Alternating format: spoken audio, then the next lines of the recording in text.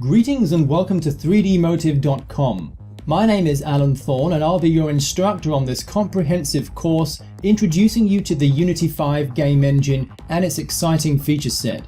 If you're a newcomer to Unity or game development generally, and if you want to make incredible games, then you've certainly come to the right place, because in this course I'll show you just how easy Unity makes game development for everybody. Now, this is a comprehensive course, which means I'll cover everything you need to know for using Unity confidently, starting from the very basics and ending at an intermediate level. So in this first module of the course, we'll look at the core and fundamental features of Unity, the things everybody needs to know from the start. We'll see how to use the Unity interface, get comfortable with its controls, import and configure assets like meshes and textures, and also build basic levels complete with player controls. By the end of this part, you'll not only be very familiar with the Unity essentials, but will have a solid foundation for moving forwards with confidence. I think you're really going to love the toolset on offer, so let's jump in and get started.